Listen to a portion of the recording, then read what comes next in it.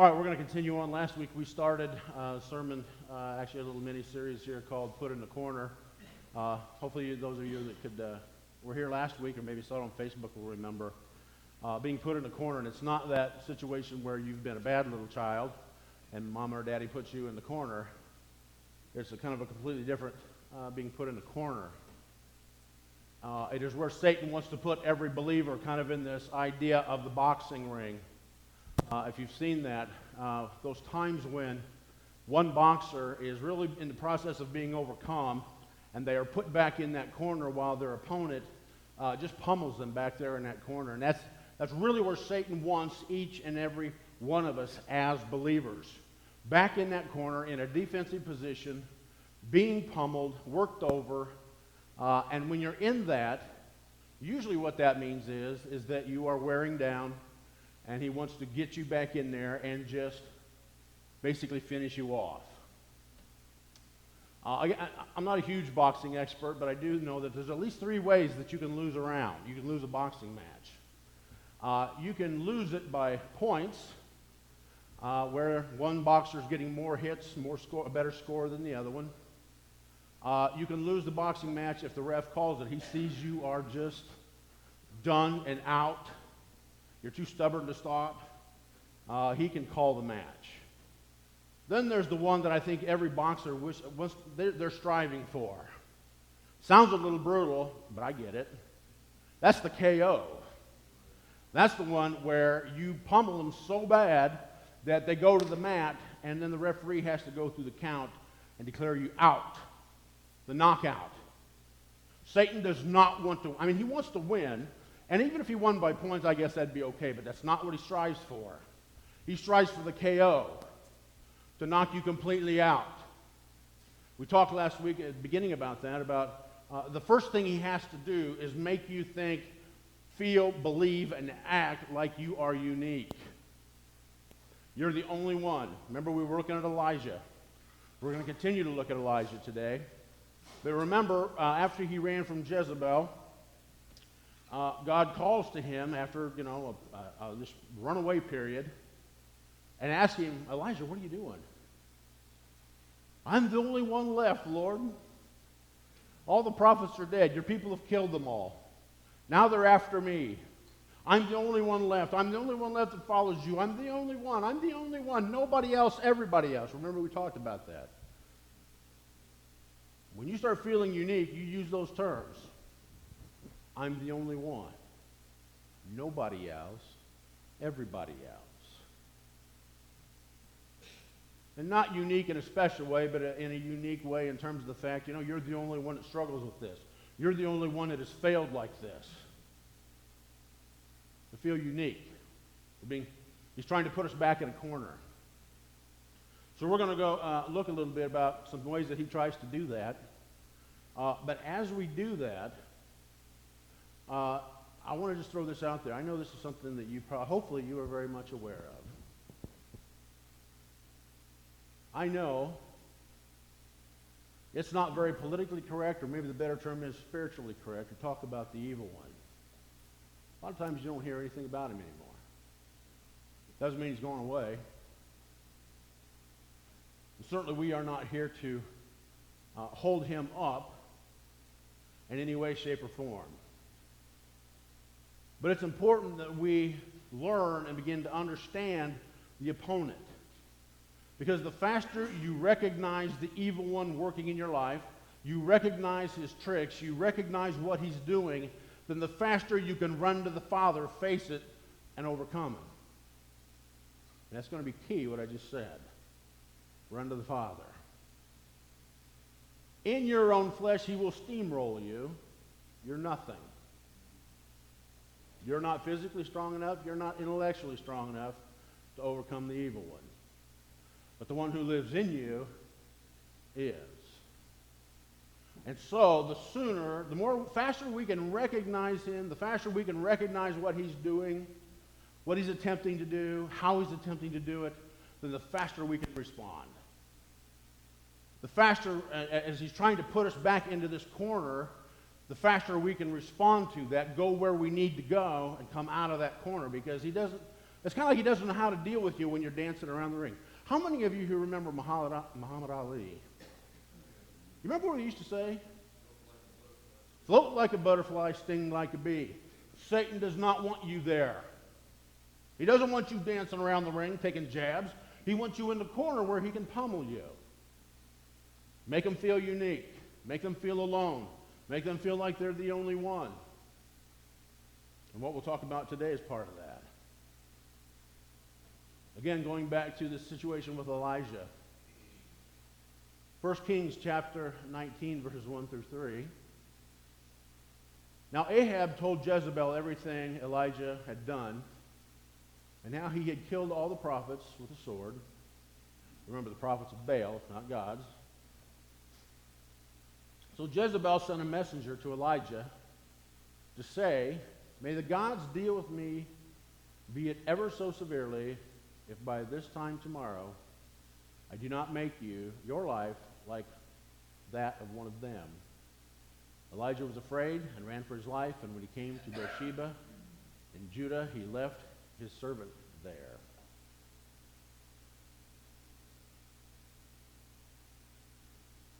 I don't think we're on the right week, guys. Or I think this is last week's slides.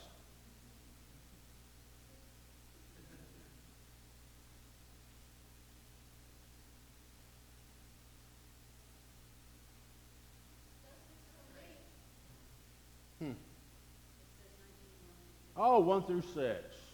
Sorry. My fault. Go back. Thank you. I don't have senior moments. Oh, the crowd's turning on me. Let's keep going. 1 Kings chapter 19, 4 through 6. Finishing out that, it says this: while he himself went a day's journey into the desert, he came to a broom tree, sat down under it, and prayed that he might die. "I have had enough, Lord," he said. "Take my life. I am no better than my ancestors." Then he lay down under the tree and fell asleep. All at once an angel touched him and said, "Get up and eat." He looked around, and there by his head was a cake of bread baked over hot coals, and a jar of water. He ate and drank and then lay down again. So, we've talked about this. This is the story, this is the account that we've been working off of. So, let's go back just a little bit here. He had this encounter with the 400 prophets of Baal in front of all Israel. We know how that story went. All day they tried to call upon their God, no answer. And basically, in a matter of just a very short time, one simple prayer by Elijah, and the altar, the trench, the offering, everything soaked in water, fire from heaven, just lapped it all up, and it was all gone. What a tremendous victory. Even last week I mentioned the fact about, it's hard to think about the fact that there was such a cool thing that happened here. There was such a victory here. I mean, all day he watches the prophets of Baal trying to summon up something from their God. He even taunts them in that. And then God shows up in such a huge way, proves to the people that he is God. What a tremendous victory. And then seemingly almost at a flip of a switch, we find him where he's at now. Well, this week God was dealing with me a little bit about that, and because I've always wondered about the fact how fast that switch took place. And I really didn't think about it until looking at these particular verses. There was something else that happened before we get to here. You can look it up for yourself. But after that situation, or that day with the Baals, prophets, they'd been in a drought. And that drought was tied to the fact that Israel was in the middle of adultery, worshiping the Baals. So after the prophets of Baals are taken care of, and the Israelites return to God, there's a little section in there about where Elijah takes this position. It's kind of a squatting position, and it's not one of standing there in great power, like, that picture of Moses we see sometimes in drawings and paintings. He's standing there along the seashore of the sea of Red Sea with his staff out. It's a mighty picture. It's not that picture. It's a picture of Elijah in this squatting position with his head down on his knees. He's not even looking up. and he tells his servant to go, go look. Look at the sky. I think he goes out there 7 times, and finally the 7th time he goes out, and then there was a cloud about the size of a man's fist. And the rains come. God brings the rains after the children of Israel reject Baal and turn back to him. And then it says, the Spirit of the Lord came upon Elijah, and he ran ahead of Ahab's chariot, quite a feat. It was a physical representation of God being there. He is running ahead of it as Ahab goes back to his capital. Of course, we know what happens. Ahab immediately goes and tells his wife what happened, and you got the response that we just read about. Elijah's afraid. Why? Well, I think the key is in what we're reading here. There was a tremendous amount that went on. We can look at this as a great victory. It was an exciting time, and definitely it was. I'm not taking anything away from that. But everything that took place there, Elijah all of a sudden finds himself in a position where Satan comes in and puts fear in, or plants fear. Why? Well, I think we can look at this and kind of begin to understand a little bit. Elijah was absolutely exhausted. Fatigue.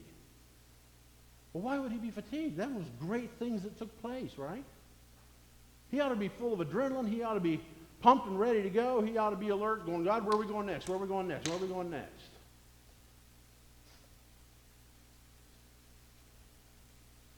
But what we see here is even after he takes off and flees, he comes to this place. He leaves his servant, goes another day's journey up the mountain into the wilderness, and he sits down under this broom tree. And he prayed that he might die. I've had enough. That's kind of important. I've had enough. Why would you have enough? You think he'd want more. I want more days like the ones against the prophet of Baal. I want more days like that. But no, I've had enough. He prayed that he might die. And then notice what happens. Then he lay down under a tree and fell asleep. And at once an angel touched him and said, get up and eat. He looked around, and there by his head was a cake of bread baked over hot coals and a jar of water. He ate, and then what did he do, church? He went back to sleep. See, what I said before about knowing your enemy. I mean, frankly, he got his butt kicked that day with the prophet of Baals. Okay? God showed up and put him in his rightful place. But that doesn't mean Satan was done. See, our enemy has known how to deal with mankind. He has been learning since Adam and Eve. He's had all of these thousands and thousands of years of dealing with men to know exactly what he needs to do to get a response like he wants. And so here he is on these couple of days probably where he loses this battle with the prophet of Baals. The drought is over. The people of Israel are turning back to God. He's got loss on every side. So what does he do? Does he give up? No. Where does he go? He goes right around and he begins to work on Elijah's fatigue. Trying to snatch whatever victory he can from all of this defeat.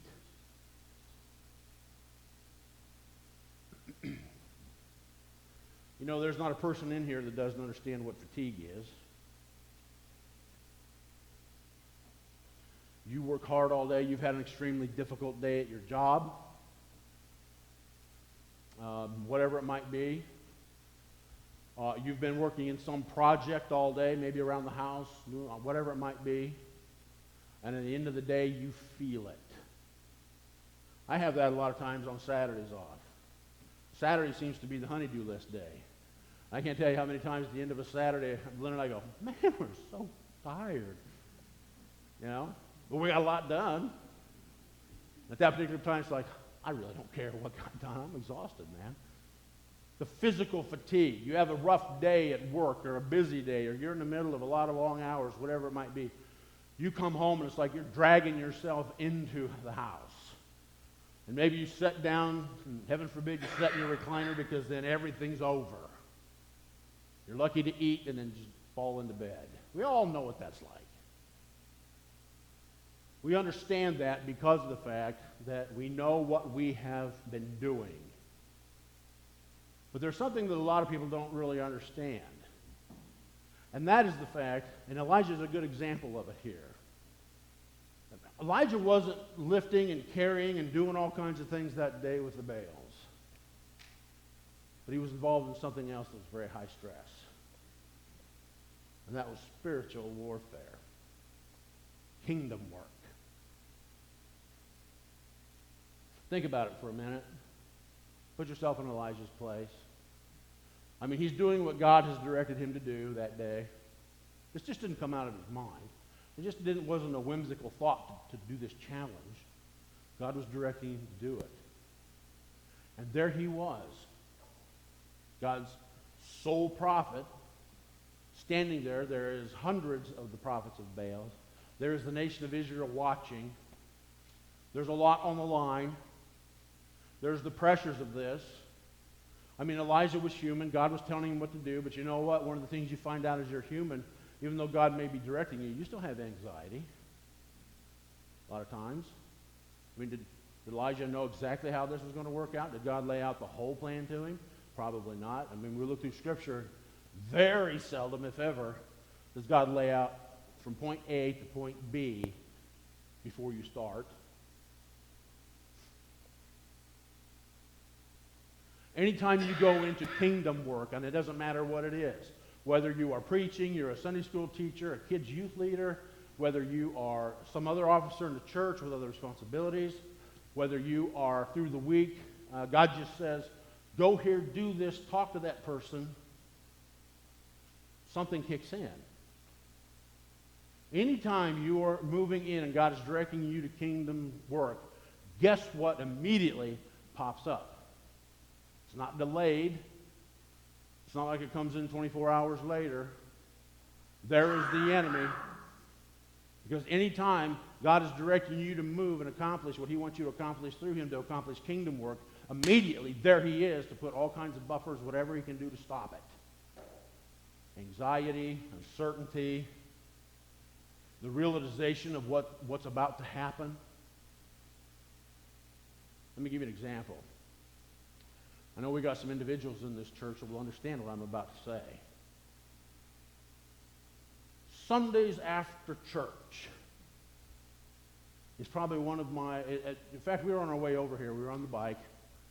And this weekend is the Parade of Homes. We're going down the road, and all of a sudden my wife kind of yells in my ear, because you have to yell in my ear. She says, hey, our plans changed. We could go to the Parade of Homes this afternoon. I was tempted to go, rang it up, but then I didn't hear her. But I couldn't do that, and I yelled back. I was not really yelling, but it's loud. I said, honey, you know Sunday afternoons is a terrible time for me. See, what happens is after we leave here, unless there's something really special going on, we may go get lunch or whatever, but we go home, and then you don't really want to mess with me for the next couple hours. It's nap time. It's nap time. You know, unless you've been up here, and I know we got a couple guys at least in here that understand this, when you're up here, it's not just the fact that, you know, whether it's Pastor Dan or whether it's somebody else, oh, they just talk for a half hour. You know Pastor Dan, he can talk for a half hour, and there's no problem. That's a piece of cake, right? Maybe.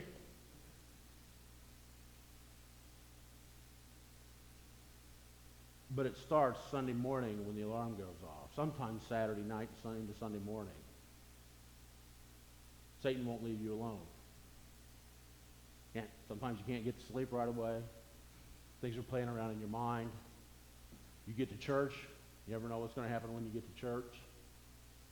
You come up here, and from the moment you start, the moment you walk into, and it's not just preaching, but it's anything God moves you into kingdom work, the minute it starts, there are things that come against you and begin to work against you.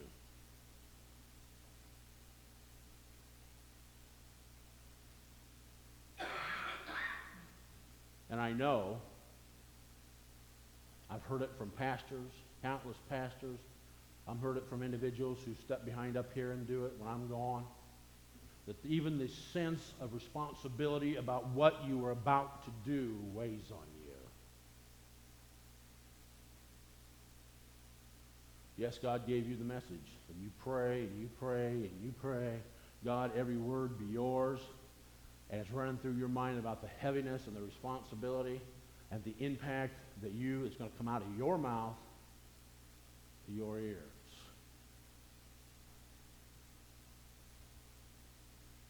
There is a constant battle.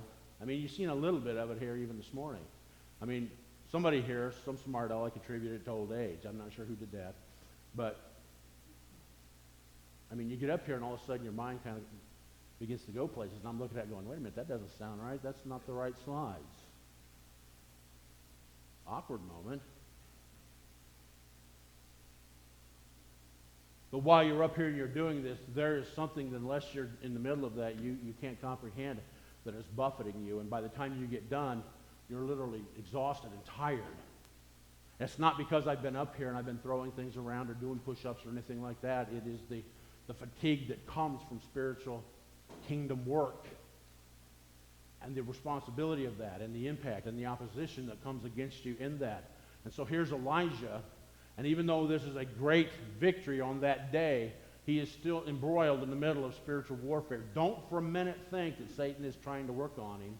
And even after Satan gets his head handed to him, he comes right back around and hits Elijah exactly where he knows it'll work, and that's because he's tired. Not because he's lost. Not because he hasn't seen God do things. But because he is spiritually, emotionally, and mentally fatigued in the middle of all that. And so we find ourselves at this particular place where Satan comes around, hits that weak spot, even and I'm going to get something out of this. I'm going to get some victory out of all this. And he goes right back and he hits Elijah through his fatigue. And so you see here that he just wipes it. He just physically goes right to sleep. Notice what happens next. Who's very much aware of the fact that Elisha he's down. There's no reserves left. Who's aware of that? God is, because he hasn't, all of a sudden this angel shows up and provides for his needs. There's food, there's a fire, there's food baking, there's a jug of water. The angel says, wake up and eat. He does, goes right back to sleep. Shows up again after this as well. Sends him on his way to the mountain where he's going to hear from God. But God knows his physical condition. Now, there's a couple of ways we experience spiritual fatigue that shows up in our emotions, our physical strength. One of them you don't want to find yourself in. King David mentions this. We're aware of his situation when he sinned with Bathsheba. But the fatigue, the spiritual fatigue that David experienced, and we can experience too when we hide our sin. Because this is probably one of the most poignant for me points of when David realizes, because he describes what it was like to be in rebellion against God and refuse to confess that sin. He describes something here. When I kept silent, my bones wasted away. Through my groaning all day long, for day and night your hand was heavy upon me. My strength was spread out as in the heat of summer. That's not because he had won some great spiritual victory. He's describing this kind of fatigue and being worn out and exhausted because of unrepented sin.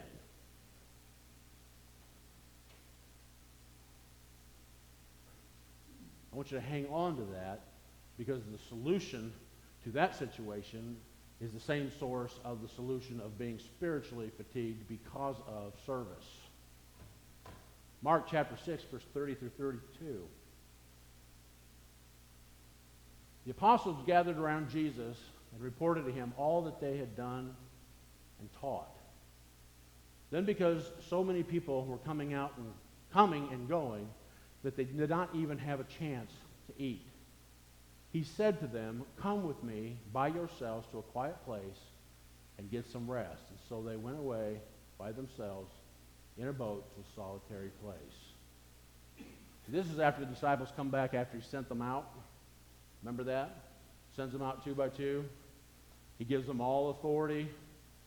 Preach the gospel, preach the good news, preach the gospel, heal the sick, cast out demons. You know, you're going to do everything that I've been doing. You've seen me doing. I'm sending you out there. You have all my authority. You go out and do this. And so they go out and they do this, not for a day, but for, we're not sure how long it was, but they went out. And they were doing the things that Jesus did. What were they doing? They were doing kingdom building things. Preaching the word, sharing the gospel, healing the sick, casting out demons, doing everything that they saw Jesus do. And however long that was, they come back, and notice what Jesus says to them. Now, Jesus is in the middle. I mean, people were always crowded around him. They wanted him to heal. They wanted him they wanted to hear what he had to say. They wanted demons cast out. And they were always around Jesus every chance they got. Jesus is in the middle of this situation. The disciples come back and they gather around Jesus, and they were reporting to him all that they had done and taught. But there are so many people around, coming and going and wanting this and wanting that, and all those sorts of things. And notice Jesus' response to them. Well, back up and notice they didn't even have a chance to eat. I mean, they just came back and they are right in the thick of things. But Jesus says this to them: "Come with me by yourselves to a quiet place and get some rest." What could he have said? "That's great, guys. I'm glad. Look around here. I am overwhelmed. I know you were doing this. I didn't take you off duty. Jump in here with me and let's get these people taken care of. Run through his assembly line. You have authority to cast out demons, to heal them, to teach them. Right here we are. We're surrounded. You know, I mean, there's just so many things going on. Jump in here with me and help me get this situation cleaned up and cleared up, and then we will go rest." That's what he says to them. "Come with me by yourselves to a quiet place and get some rest." And so they went away by themselves in a boat to a solitary place. You continue reading there, it didn't work. The crowds figured out where he was at. They saw them get into a boat, figured out where they were going. Guess what? When they land, who's there? More people. But Jesus wants to call them away. And more importantly than just being called away, by yourselves with me, you need to rest. You did what I told you to do. There's a weight to that. There's a fatigue to that. You're in spiritual battle. You're facing the enemy. The enemy's working against you. It's spiritually, mentally, and physically exhausting. You've done this. Now it's time to rest. Let's go someplace quiet. Let's debrief. Let's talk about it. Let's wind down. Spend time with me. Rest. There's the key. There's the key. Where do we get rest?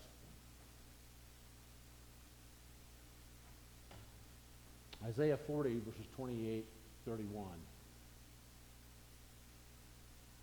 "Do you not know? Have you not heard?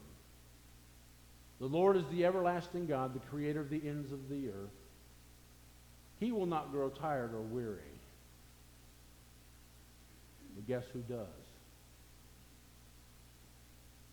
You're involved in kingdom work, you're going to grow tired and weary. He does not grow tired or weary. It's like he wants us to make sure we understand the fact, I don't get tired and I don't get wearied. Okay? I don't. And his understanding no one can fathom. He gives strength to the weary and increases the power of the weak. Think about this for a second, will you? All right, so God comes down, the Son of Jesus. He is born. He is man and God at the same time. But we know he experiences all the physical limitations of tiredness, fatigue, hunger, all those things that we in our body have. And you read that Jesus oftentimes would get up early in the morning, and where did he go? He went to some solitary place, spent time with the Father in prayer. He used to do that a lot. Go somewhere by himself and spend time with the Father. Remember what he did right before he was arrested? He knows he's about to face the most horrible thing that probably a human being has ever gone through. He knows what it's about. He knows the end plan. But that humanity in Christ knows what he's about to face. And he takes some disciples with him. And he goes and he says, you wait here. I'm going to go a little farther. And it's there that he cries out before the Lord, before God, the Father. You remember what he said. If there's another way, take this cup from me, but if not, your will be done. I find it real interesting. Jesus goes up there, and obviously he's anxious. That human side of him is anxious. I would imagine tired. Can you imagine knowing what's going to happen to you in the next few hours? I'd be a wreck, right?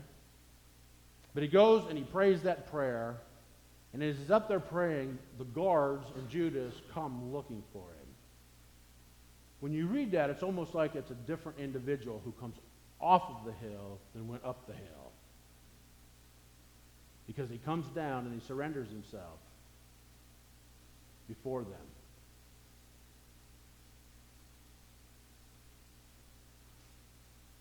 We read here in Isaiah chapter 40, verses 28.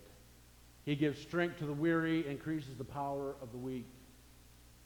Even youths grow tired and weary, and the young men stumble and fall. But those who hope in the Lord. Now, some of your translations, the word is either hope or wait. Some say those who wait in the Lord or on the Lord. Get that picture in your head. Sometimes we think about that in terms of, I'm just going to stand here and wait till God does something. I think that's what it means. I am before the Lord. I'm crying out to the Lord. I am in his presence. My hope is in him. I am in his presence waiting on him. I need something from him. But those who hope or wait in the Lord will renew their strength. Their strength will be renewed. Notice what happened to Elijah. He comes off those great victories. I mean, he's been doing spiritual warfare. All of a sudden, Satan sneaks in from the side through Jezebel, gives him this message, by tomorrow you'll be just like them. And what does he do? He doesn't go to God. He runs. And it's not until God addresses him in that cave or on that mountain. You remember that story. I don't know if I got the sequence right, but there was a huge wind, and then there was a huge fire that blew through. Then there was an earthquake. And God wasn't in any of those things, and yet after all of that, God calls him out with a small voice. He gives him direction on what he's supposed to do. I don't know that we have that whole conversation. I really don't. I'm going to guess that there was probably more, but for some reason we weren't to know about it.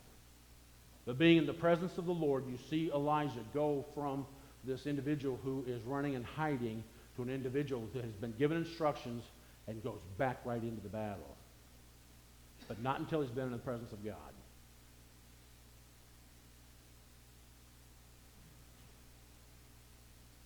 They will soar on wings like eagles, and they will run and not grow weary.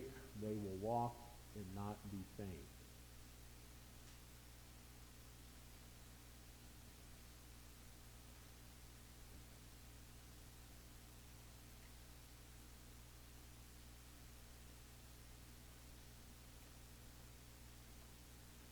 There may be some of you out here, and I just want to take a moment and I want to thank you as a congregation because this past Wednesday, you voted to give me some time off to spend a lot of time with God.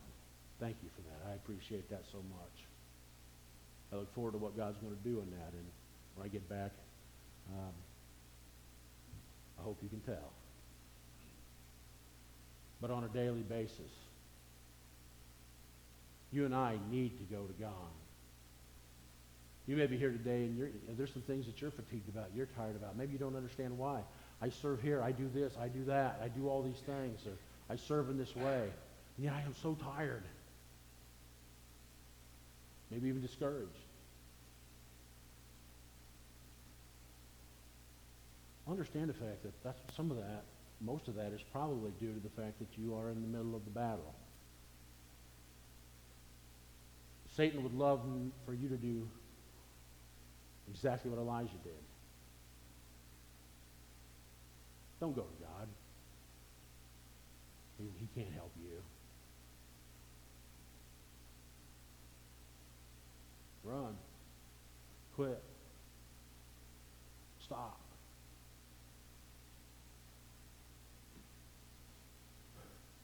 When the key, the solution, as Christ did in everything, gave us the example, go to the Father. Go to the Father.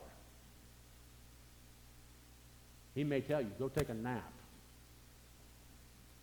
I don't know what he's going to tell you. Different for you than it is for me.